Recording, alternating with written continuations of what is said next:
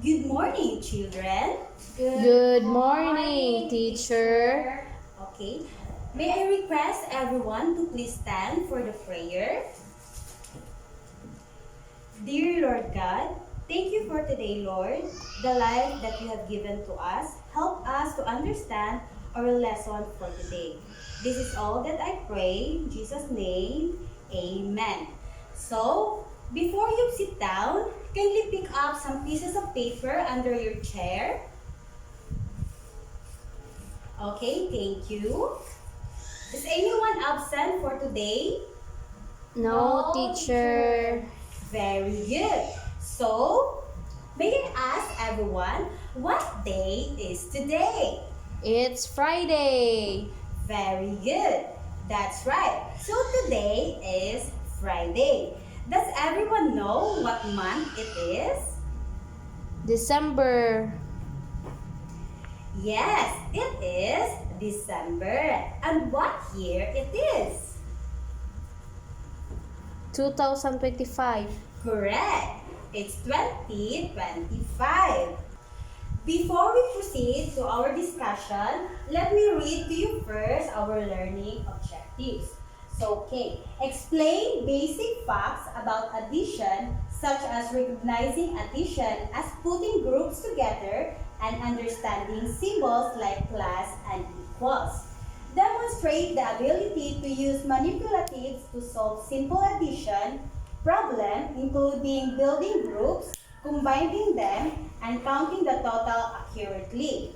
Show enthusiasm and confine exploring math collaboratively, valuing curiosity and peer sharing. Okay, now that we already know what day, month, and year is now, I have prepared an exciting game. Are you ready? Yes, teacher. Very good. So this game is called Act It Out. So all you need to do is when I give you a problem, all you need to do is to give me an answer through actions.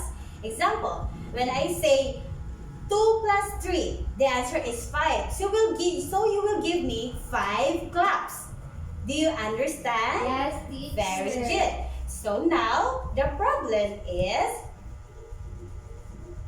6 plus 2 is equal to? Me, teacher. Yes, Marjeline. 1, 2, 3, 4, 5, 6, 7, 8. Very good.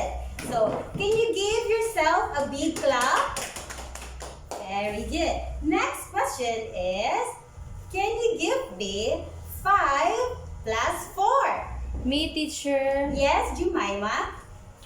1, 2, 3, 4, 5, 6, 7, 8, 9. Very good. Can you give yourself a big clap?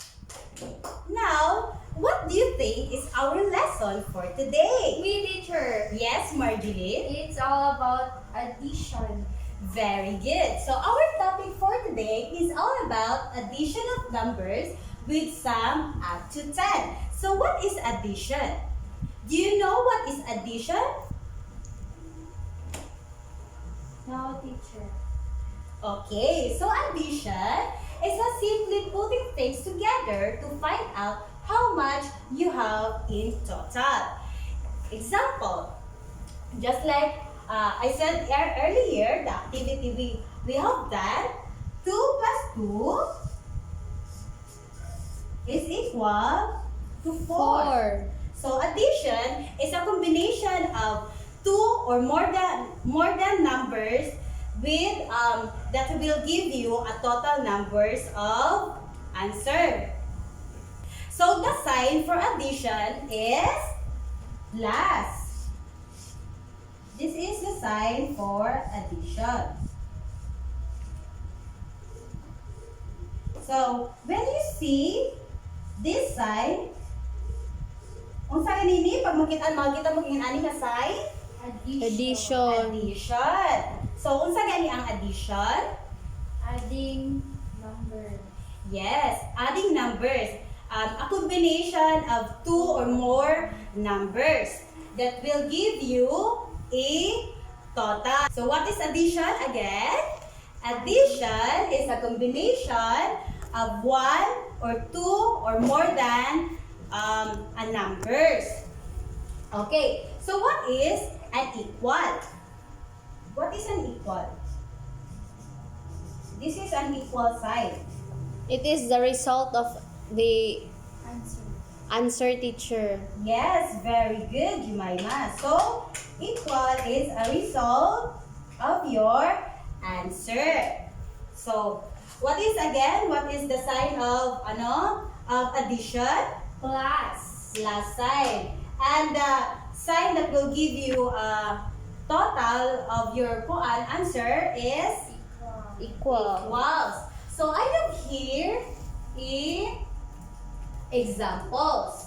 And I want you to answer the examples that is given here in front of you. So, what do you think is in the picture? What is this? Vase. Yes, a flower vase. So, how many flower vase you have seen on this side? 3. 3 vase. And on the other side, 2. 2. So, 2 plus 3 will give you the answer of 5. 5. So, there are total of 5 vases. vase.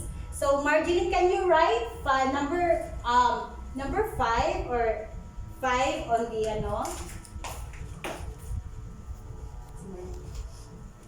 Very good. How about on the other example? There are 6 balls. So, 3 balls plus 3 balls is equal to 6. 6 balls. Why? There are 1, 2, 3.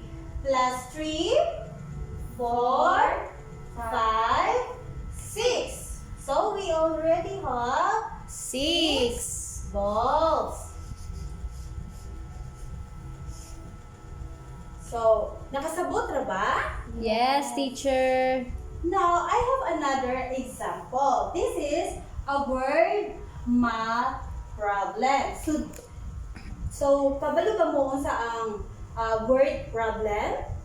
Do you have any idea what is a word problem?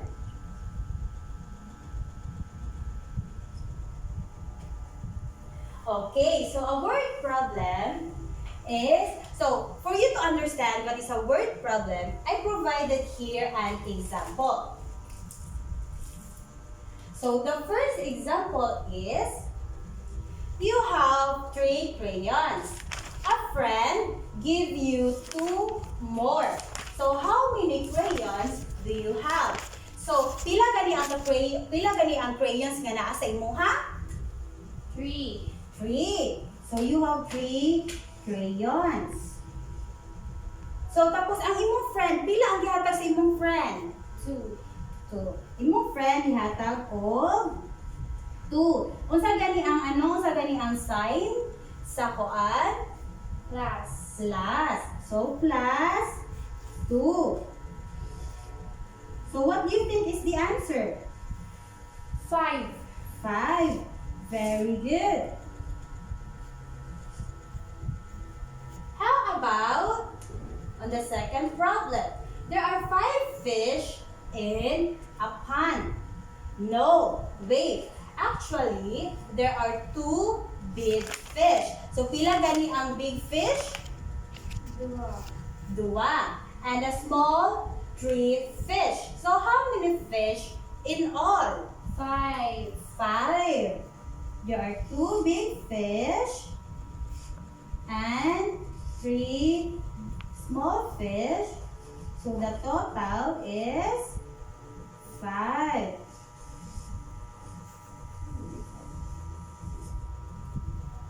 So, Marjeline, can you answer the third problem? Kindly read usa nimo ansiran. There are 5 apples on the table. You add 5 more. How many apples are there in all? So, can you write the answer, Marjorie?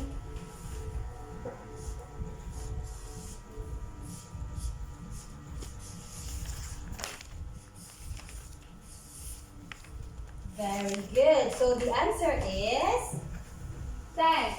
10 apples.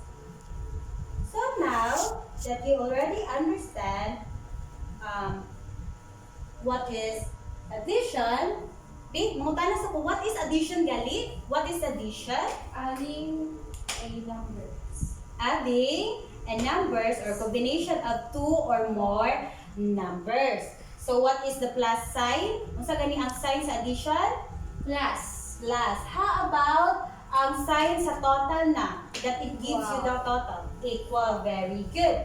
So now, I have here a picture. So all you need to do, this picture has the total of kung pila na kabuok ang nasa sulod. So all you need to do is i-arrange nimo siya. Example, 10 birds. So imong ibutang diri aron makuha nimo ang total sa 10 birds, imo sa equal like 5 plus 5 is equal to 10 birds. O diba? 4 plus 6 is equal to 10 birds. At inyo siyang ipapilit diri sa ato nga board. Kasabot ra ba? Yes, Okay. teacher.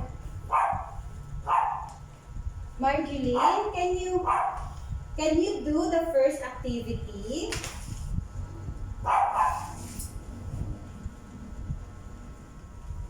Eight.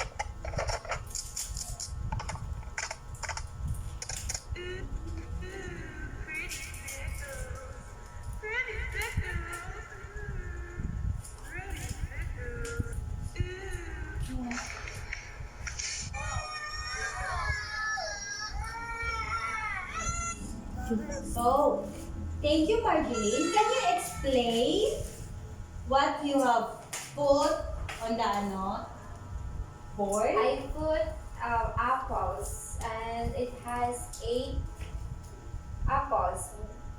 1 plus 1 plus 1 equals 2 and 2 plus 1 equals 3. 3 plus 1 equals 4. 4 plus 1 equals 5. 5 plus 1 equals 6. 6 plus 1 equals 7. And 7 plus 1 equals 8. So a total of 8 apples. Very good. So, may I call Jemima for the next picture? Okay, teacher.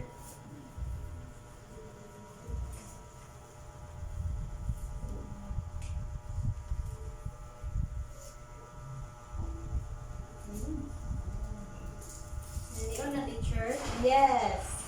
It depends sa imo Mayma. As long as you can give the exact total.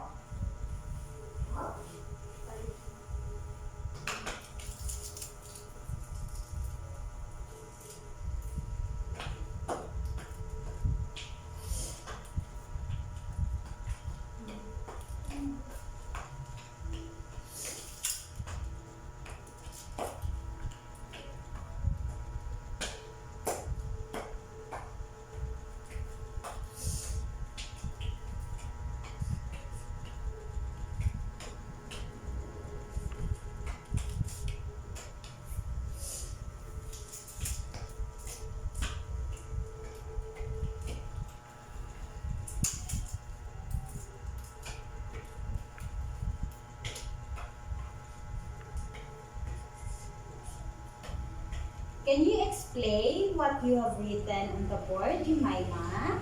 Okay, so Can you explain what you have pasted on the board, Jemima? okay, teacher. So in this side, I put 3 cards. I paste 3 cards. Plus, in this side as well, I put another 2 cards. So 3 plus 2 is equal 5 cards. Very good. Thank you, Jemima. Okay. Now that we already know what is addition, I have prepared another activity. So this is an individual activity, and I want you to write what you understand on the So this is simple, kay addition lang man ni siya. So all you need to do is to answer.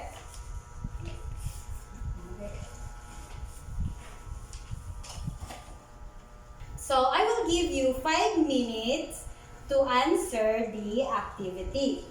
Okay, teacher.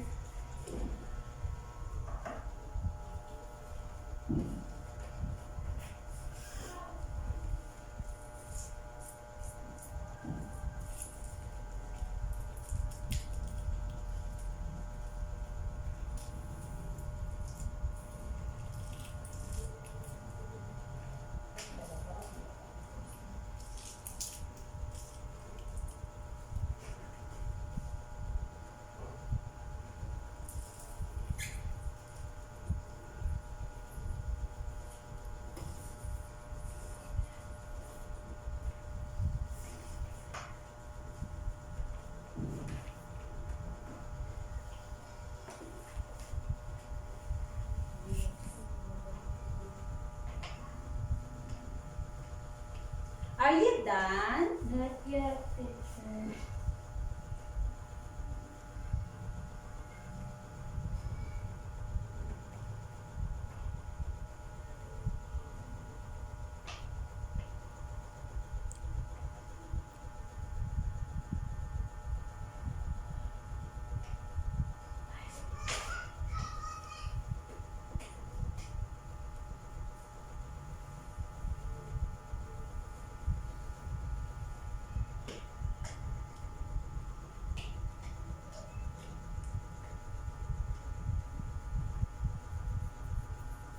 Are you done? Yes, teacher. Okay. Pass your paper. Okay. So now,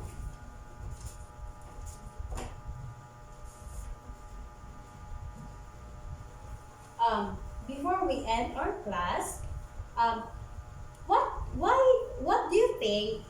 Why addition is important to our daily life? It's because when we, for example, teacher, when we buy at the store, we need addition so that we can calculate if kana ba mo gipalit pila ang ihang pila ang imong mabayaran. Very good. So, ang math, no, ang addition is very important jud kay sa atong daily life. Nga no, as Marjeline said that kung mupalit ta sa tindahan, gigamit jud nato ang addition. Because if you don't know how to add or how to do math, it is hard for you nga kuan kanang it is hard for you to know kung pila imong bayaran o mas madali ka mauwat. So, nakasabot lang ba kung saang addition? Yes, teacher. Bi, mangutana ko usubi, unsa gani ang addition? Adding numbers. Adding numbers or combining numbers. Very good. So, unsa ang sign sa addition? Plus. Plus, it looks like a cross. Yes, very good. How about ang sign na nag-give ng total sa inyo ha? Equal. 2 lines. 2 lines, and that is Equal sign. equals. Very good. So, I have here an assignment. So, write this on your notebook and present this assignment tomorrow in the class. Are you ready and excited? Yes, Yes. teacher. Okay, very good. So, any more questions, clarifications before we end our class? No, teacher. Very good. So, may I request everyone to please stand?